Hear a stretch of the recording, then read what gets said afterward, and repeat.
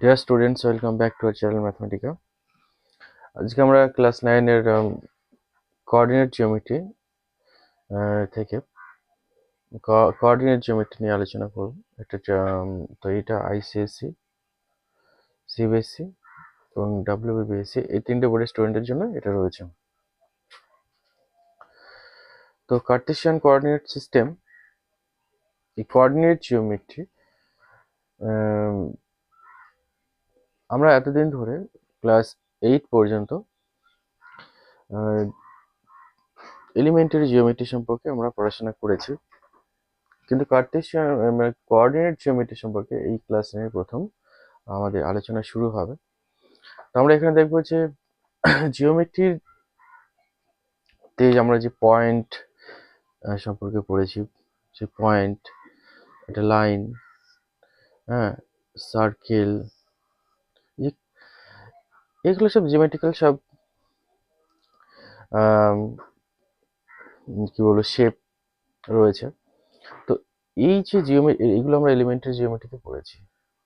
এখন আমরা দেখবো যে এই জিওমেট্রির মধ্যে আমরা অ্যালজেব্রাকে কি করে আমরা এন্ট্রি করাতে পারি, এবং কোঅর্ডিনেট জিওমেট্রিতে আমরা দেখবো যে জিওমেট্রির বিভিন্ন রকম জিনিসগুলো রয়েছে, যেমন সার্কেল, লাইন, এগুলোর ইকুয়েশন বের করা সম্ভব। এবং আমরা এই জিওমেট্রির ভেতরে আমরা অ্যালজেব্রা এন্ট্রি করাবো এই কোঅর্ডিনেট জিওমেট্রির মধ্যে। তো কোঅর্ডিনেট জিওমেট্রির এইটা একটা branch of mathematics, new branch of mathematics, one of the important branch of mathematics, coordinate geometry. তো কোঅর্ডিনেট জিওমেট্রি আলোচনাতে যাওয়ার আগে আমাদের কিছু প্রাইমারি কিছু ডিসকাশন আমাদের করতে হবে। কেমন ডিসকাশন করতে হবে? তো আমরা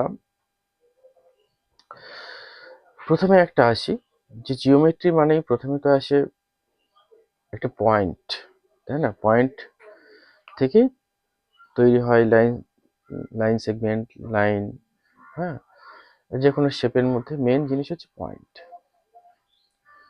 তো পয়েন্টের ডিসকাশন আমরা আগে করা হয়েছে, পয়েন্ট কাকে বলে, কি এসব। কিন্তু কোঅর্ডিনেট জিওমেট্রিতে আমাদের যেটা জানার আগে আমাদের একটা জিনিস জানতে হবে, কার্টেসিয়ান কোঅর্ডিনেট সিস্টেম। এই কার্টেসিয়ান কোঅর্ডিনেট সিস্টেমটা কি? হোয়াট ইজ কার্টেসিয়ান কোঅর্ডিনেট সিস্টেমটা কি, এই বিষয়ে আমাদের একটু ডিসকাশন করব। কার্টেসিয়ান কোঅর্ডিনেট সিস্টেম বোঝার জন্য আমাদের যেটা জানতে হবে যে এটা কি কারণের জন্য এটা কার্টেসিয়ান কোঅর্ডিনেট সিস্টেমের, এটা কি জন্য, এটা কি করতে ইউজ হয়, কার্টেসিয়ান কোঅর্ডিনেট সিস্টেমটা কি জন্য ইউজ হয়। আচ্ছা, প্রথমে আমরা বলি, ধরো একটা লাইন টানলাম।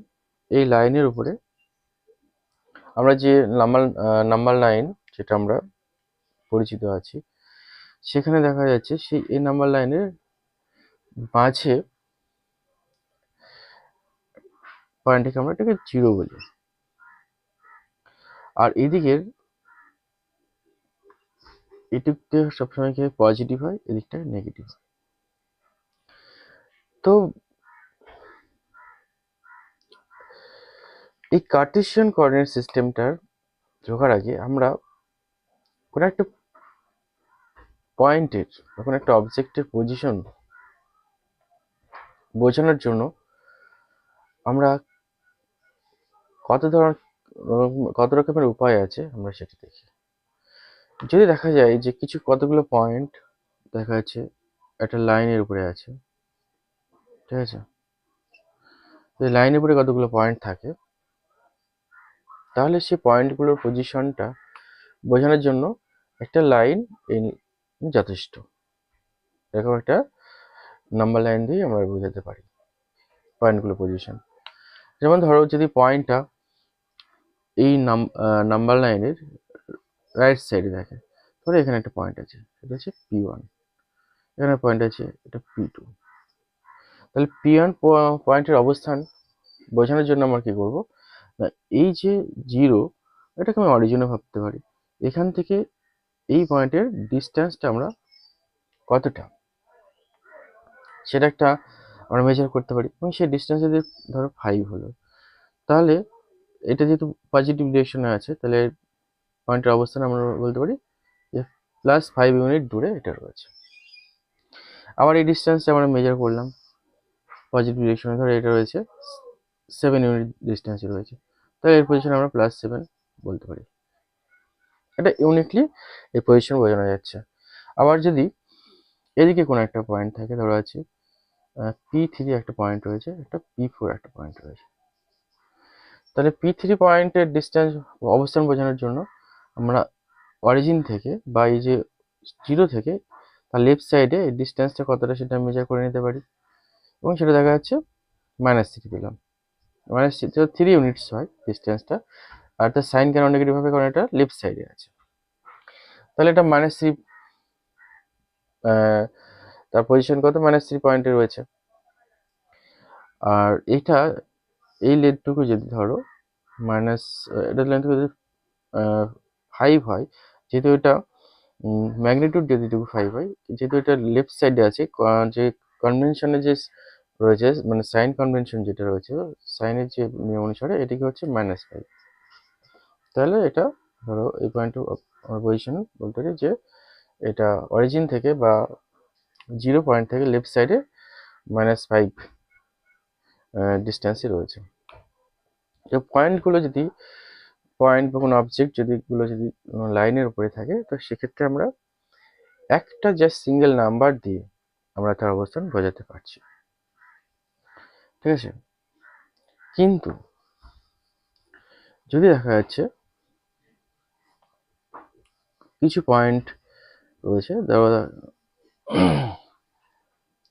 এরকম ভাবে রয়েছে পয়েন্টসগুলো, ধরো এখানে একটা পয়েন্ট রয়েছে, হ্যাঁ P1 একটা পয়েন্ট রয়েছে, এখানে একটা পয়েন্ট রয়েছে, P2 একটা পয়েন্ট রয়েছে, এখানে একটা পয়েন্ট রয়েছে, P3 একটা পয়েন্ট রয়েছে।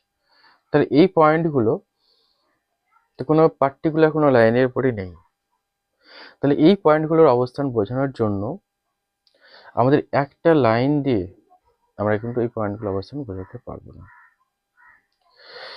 এই পয়েন্টগুলো অবস্থান বোঝানোর জন্য তাহলে আমাদের কি দরকার, এখানে বোঝানোর জন্য যেটা করা হয়, দুটো মিউচুয়ালি পারপেন্ডিকুলার লাইন দরকার হয়। ধরো একটা লাইন ড্র করলাম, তারপরে আরেকটা লাইন ড্র করলাম যেটা এর উপরে পারপেন্ডিকুলার।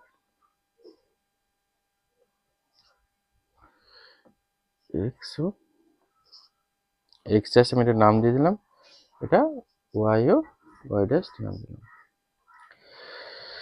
দেখো আগের পয়েন্টগুলো সব একটা লাইনের উপরে থাকার জন্য তাদের একটা লাইনের একটা পার্টিকুলার নাম্বার দিয়েই বা একটা লাইনের রেসপেক্টেই আমরা তার পজিশন বলতে পারছিলাম, কিন্তু এখন এই পয়েন্টগুলো একটা পার্টিকুলার লাইনের উপর নেই, এই বরং এই বোর্ডের যে তলটা বা প্লেনের উপরে রয়েছে। তো এই পজিশন বোঝানোর জন্য আমাদের দুটো ইন্ডিপেন্ডেন্ট ইনফরমেশন দরকার। কিরকম ইনফরমেশন দরকার, ধরো এই যে লাইন, এই যে দুটো মিউচুয়ালি পারপেন্ডিকুলার লাইন আছে যারা ও পয়েন্টে এখানে ইন্টারসেক্ট করেছে, এই লাইনটার নাম দিলাম এক্স ও এক্স ড্যাশ, এটা ওর নাম দিলাম ওয়াই ও ওয়াই ড্যাশ। এবার এই পয়েন্টের পজিশন বোঝানোর জন্য আমরা কি করব, এই পয়েন্ট থেকে এরপরে পারপেন্ডিকুলার ড্র করব, ঠিক আছে। তারপরে কি করব, এখানে যেটা করা হয় যে এই যে ও এক্স ড্যাশ, এটাকে আমরা বলা হয় পজিটিভ, মানে ও এক্স ড্যাশ হচ্ছে পজিটিভ। এটাকে আরেকটা আমরা একটু পরে যেটা বলবো সেটা রেক্ট্যাঙ্গুলার কার্টেসিয়ান কোঅর্ডিনেট সিস্টেম, এটাকে পজিটিভ এক্স অ্যাক্সিস বলা হয়, আর ও এক্স ড্যাশটাকে নেগেটিভ এক্স অ্যাক্সিস বলা হয়। অর্থাৎ এই দিক বরাবর যে মেজারমেন্টগুলো থাকবে সব পজিটিভ, আর এই দিক বরাবর যে মেজারমেন্টগুলো হবে সব নেগেটিভ। আবার এই দিক বরাবর যে মেজারমেন্টগুলো সব হবে পজিটিভ, আর এই দিক বরাবর মেজারমেন্টগুলো হবে সব নেগেটিভ। তাহলে এই পয়েন্টের পজিশন বোঝানোর জন্য আমরা কি করব, এই পয়েন্ট থেকে এবারে পারপেন্ডিকুলার ড্র করবো, তাহলে এটা পিএন হবে। এবার আমরা এখান থেকে, এইটাকে আমরা অরিজিন বলি, এই অরিজিন থেকে আমরা কি করব, সোজা এইভাবে রাইট সাইডে ও এক্স অ্যালং ও এক্স আমরা, ধরো আমি এইটুকু যেতে হলো সাপোজ 5 ইউনিটস যেতে হলো, আর তারপরে এখান থেকে আমি পারপেন্ডিকুলারলি উপরে উঠলাম এইভাবে, সাপোজ 10 ইউনিটস আমাকে উপরে উঠলাম। তাহলে এই P1 পয়েন্টের পজিশন বোঝানোর জন্য আমরা এইভাবে এই পেয়ার অফ নাম্বার মানে 5, 10 দিয়ে এই পজিশনটা আমরা ইউনিকলি এক্সপ্রেস করতে পারি। আদার্স কোনো সেরকমভাবে পদ্ধতি নেই। আরেকটা পদ্ধতি আছে, সেটাও রয়েছে, এক্সিস্ট করে, কিন্তু আমরা এইভাবে ইউনিকলি এক্সপ্রেস করতে পারি যে দুটো পারপেন্ডিকুলার লাইন ড্র করলাম, এবং এই পয়েন্টের অবস্থান বোঝানোর জন্য কি করব, এখান থেকে এবার পারপেন্ডিকুলার ড্র করা হলো, এবার অরিজিন থেকে এই পয়েন্টের ডিস্টেন্সটা মেজার করলাম এবং এখানকার এই পারপেন্ডিকুলার ডিস্টেন্স মেজার করলাম। তাহলে এই পয়েন্টের পজিশন আমরা ইউনিকলি 5, 10 এই নাম্বার দিয়ে এই পয়েন্টের পজিশনটা আমরা ইউনিকলি এক্সপ্রেস করতে পারি। তো এই যে দুটো পারপেন্ডিকুলার লাইন ড্র করা হয়েছে, এইভাবে আমরা এই পয়েন্টের, যেটা P2 পয়েন্ট ছিল, এই পয়েন্টের পজিশনটা বোঝানোর জন্য এখান থেকে পারপেন্ডিকুলার ড্র করতে হবে এবং এখান থেকে এই ডিস্টেন্স মেজার করতে হবে, এবং এই ডিস্টেন্স দিলাম, এই ডিস্টেন্সটা হলো, এটা দিলাম 2, এটা দিলাম 5, তাহলে এটা 2,5 হবে। আবার এইখানে এই পজিশন বোঝানোর জন্য এবারে পারপেন্ডিকুলার ড্র করবো, এই ডিস্টেন্সটা বললাম হচ্ছে 10, এটা ধরো 5, 10,5, ঠিক আছে। এবার পয়েন্টটা এইভাবে এই দুটো পারপেন্ডিকুলার, মিউচুয়ালি পারপেন্ডিকুলার লাইন থেকে আমরা ডিস্টেন্স মেজার করে এবার আমরা এই অবস্থানটা পরিষ্কারভাবে, নিট অ্যান্ড ক্লিনভাবে এবং অ্যাকুরেটলি আমরা এক্সপ্রেস করতে পারি। তো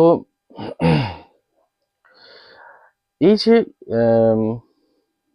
সিস্টেমটা, যেটা দুটো মিউচুয়ালি পারপেন্ডিকুলার অ্যাক্সিস টানা হয়েছে এবং তারা কি করেছে, একটা পয়েন্টে মিট করেছে, এই মিটিং পয়েন্টটাকে আমরা সাধারণত বলি অরিজিন, এবং এই লাইনটাকে সাধারণত বলা হয় এক্স অ্যাক্সিস, আর এটাকে বলা হয় ওয়াই অ্যাক্সিস। এটাকে বলা হয় ওয়াই অ্যাক্সিস, এটাকে বলা হয় এক্স অ্যাক্সিস। এবং এই মিউচুয়ালি পারপেন্ডিকুলার লাইন দুটো এই পুরো যে বোর্ডের যে প্লেনটাকে রয়েছে সেটাকে 4টে পার্টে ভাগ করে দিয়েছে। এটাকে বলা হয় ফার্স্ট কোয়াড্র্যান্ট, এটাকে বলা হয় সেকেন্ড কোয়াড্র্যান্ট, এটাকে বলা হয় থার্ড কোয়াড্র্যান্ট, এটাকে বলা হয় ফোর্থ কোয়াড্র্যান্ট। তো এইভাবে ইউনিকলি আমরা এটাকে একটা পয়েন্ট পজিশন একটা প্লেনে বোঝানোর জন্য আমাদের দুটো ইনফরমেশন দরকার, এবং সেটা কিনা একটা দুটো মিউচুয়ালি পারপেন্ডিকুলার লাইন থেকে তাদের ডিস্টেন্সটা। তো আমরা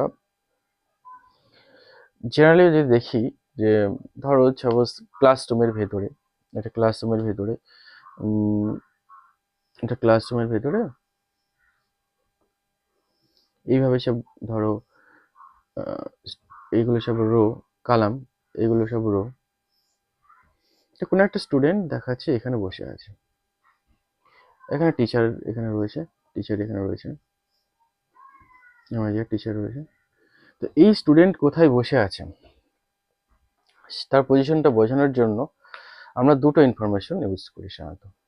একটা ইনফরমেশনটা কি, যে এটা, এই স্টুডেন্টটা দেখো সেকেন্ড কলামে বসে আছে, তাই না, এদিক থেকে লেফট সাইড থেকে সেকেন্ড কলামে বসে আছে, এবং এটা সেকেন্ড কলামের, আবার এখানে দেখো এর রো কত আছে, সেকেন্ড রোতে আছে, তো সেকেন্ড কলামের সেকেন্ড রোতে আছে, তাহলে এটা আমরা বলতে পারি এই 2,2 পজিশনে বসে আছে, 2,2 পজিশনে বসে আছে। আবার একটা স্টুডেন্ট দেখা যাচ্ছে এইখানে বসে আছে, এইখানে বসে আছে, তাহলে আমরা সে কোথায় বসে আছে এটাও আমরা খুব দুটো নাম্বার দিয়ে ভালো করে বলতে পারি। সেটা হচ্ছে এটা 1, 2, 3, 4 4 নম্বর কলামে আছে, আর 1, 2, 3 নম্বর হতে আছে, তাহলে 4,3, তাহলে সে কোথায় বসে আছে, 4,3 পয়েন্টে বসে আছে। এইভাবে তার পজিশনটা আমরা ইউনিটলি বলতে পারি। যেখানে কিন্তু কি করছে, কাজ করছে, তো এই যে লাইনটা, এই এই যে পারপেন্ডিকুলার লাইন দুটো রয়েছে, ঠিক আছে, এই পারপেন্ডিকুলার লাইন থেকে তাদের কিন্তু ডিস্টেন্সটা দিয়ে বোঝাচ্ছে, বা এখানে আমরা ডিস্টেন্স না বলি, আমরা এখানে রো দিয়ে বলি যে কত নাম্বার কালামে আছে। এটা যদি আমি বলি এটা 1 নাম্বার কালাম, এটা 2 নাম্বার কালাম, 3 নাম্বার কালাম, এটা 4 নাম্বার, এটা 5 নাম্বার, রো নাম্বার 1 2 3 4 এতগুলো রো আছে। তাহলে এখানে আমি কালাম নাম্বার আর রো নাম্বার দিয়ে তার পজিশন বোঝানো হচ্ছে। তাহলে এখানেও ইউনিকলি অবস্থান বোঝানোর জন্য এই ক্লাসরুমের ভেতরে একটা স্টুডেন্ট কোথায় বসে আছে ইউনিকলি বোঝানোর জন্য আমরা কিন্তু দুটো নাম্বার ইউজ করতে হচ্ছে, অর্থাৎ দুটো ইন্ডিপেন্ডেন্ট ইনফরমেশন চাই। ঠিক সেরকম ভাবে যদি আমরা দেখি যে ধরো একটা একটা খেলার মাঠে ধরো ক্রিকেট খেলা হচ্ছে, বা ওটা ধরো ফুটবল খেলা হচ্ছে, মাঠ গোল মাঠ আছে। এবার মাঠের এখানে একটা প্লেয়ার আছে, প্লেয়ার 1, এখানে একটা প্লেয়ার আছে প্লেয়ার 2, ঠিক আছে, এখানে একটা প্লেয়ার আছে প্লেয়ার 3। তো এই প্লেয়ারগুলোর অবস্থানটা বোঝানোর জন্য কিন্তু আমাদের দুটো ইনফরমেশন দরকার, ঠিক আছে।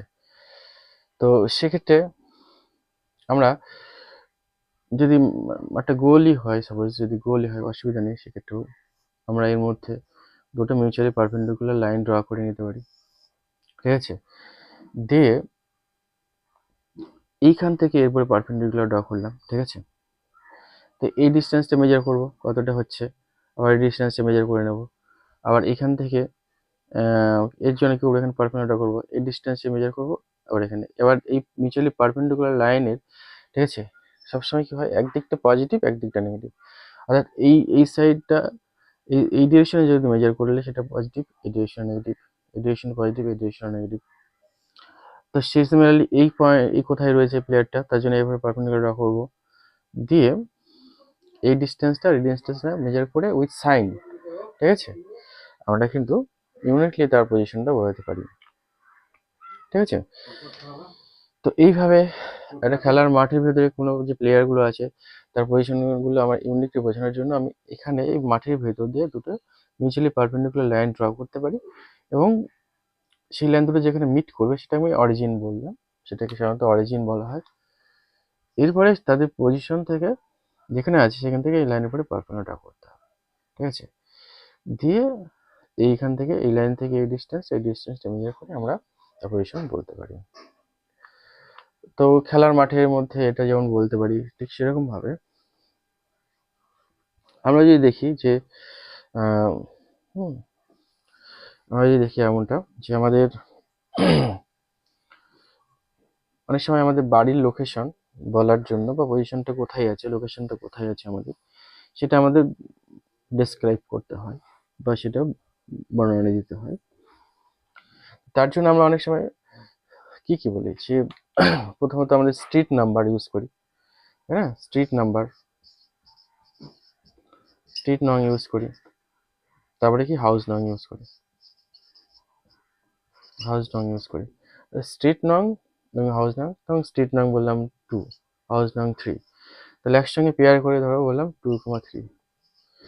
তাহলে এবার কারোর বাড়ি খুঁজতে গেলে আমি যদি দেখি যে এই জায়গাটা ধরো রাস্তা রয়েছে, এদিকে অনেকগুলো রাস্তা রয়েছে, এটা এগুলো রয়েছে, এটা ধরো স্ট্রিট নং ধরো এটা 1, এটা স্ট্রিট নং 2।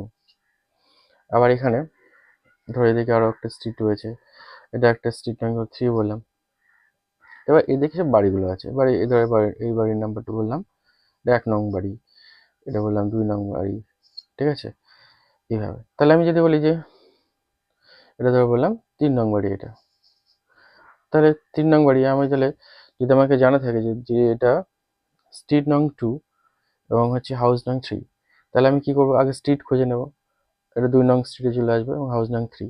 তাহলে আমরা এখানেও দুটো ইনফরমেশন দিয়ে এই প্লেনের উপরে যে বাড়িগুলো আছে তার এক্সাক্ট লোকেশন বলতে পারি, তাই না। তাহলে এখানে রেফারেন্সটা কাউকে নিতে হচ্ছে, রেফারেন্স এখানে নিচ্ছে হচ্ছে তোমার স্ট্রিট আর হচ্ছে হাউস নং, তাই না। তো এখানে আমরা জেনারেলি যে কোনো কিছু অবস্থান বোঝানোর জন্য আমরা কোনো একটা প্লেনে বা স্পেসে আমাদের রেফারেন্স ফ্রেম দরকার হয়। এই রেফারেন্স ফ্রেমটা কখনো স্ট্রিট হতে পারে, কখনো আদার্স কোনো কি বলবো পরিচিত কোনো জিনিস, মানে পার্টিকুলার কোনো গাছ বা পার্টিকুলার কোনো দোকান, বিভিন্ন রকম জিনিস আমরা ইউজ করি কোনো কিছু পজিশন বোঝানোর জন্য। তো এই পজিশন বোঝানোর জন্য আমাদের কোঅর্ডিনেট